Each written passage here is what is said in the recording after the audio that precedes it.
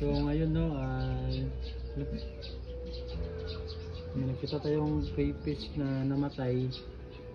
At siguro na water shock ito kasi kagabi kinuha ko sila sa grow out pond at nilagay sa sa tub para mag breeding sana, pero sumampalad namatay. So lulutuin natin ito at unang gagawin, kunin itong mga paa nila tapos brasan. Pagkatapos brasan, yun na, ilalaga na. So ayan lang. So ito ang first step natin, brasan.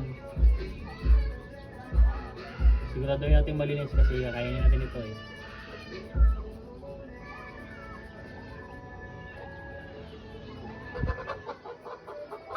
Tapos gupitin natin yung mga nila kasi hindi naman ito nakakain.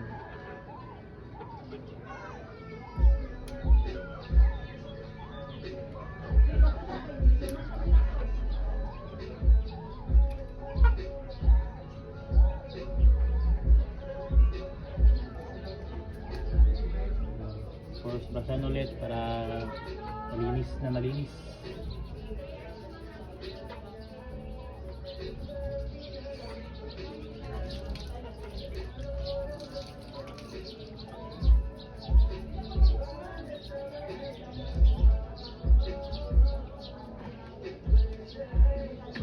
Isa naman.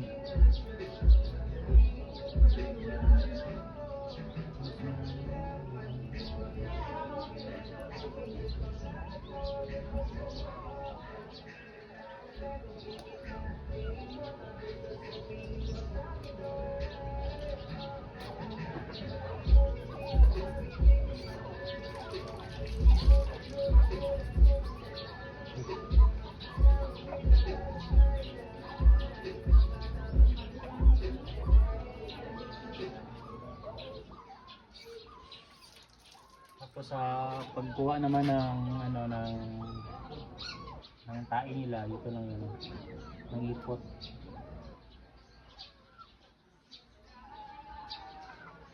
Tapos silain na natin ito.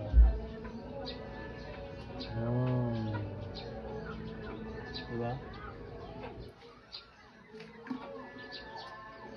Ito sa gitna niya, sa may gitna ng buntot nila. Sa gitna ng buntot nila, yan.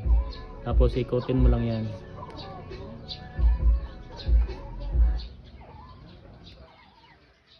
Pag ikot mo, lain mo lang ng mahina.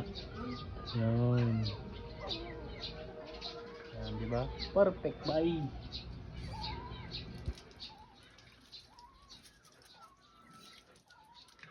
Pagin na natin. Yun na, nilagyan nila ng asin. Pinakuluan. Umulo na siya, no? Tingnan natin kung luto na.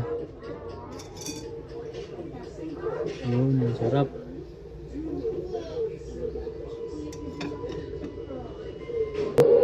Nilagyan na natin ng asin. Yun, sarap.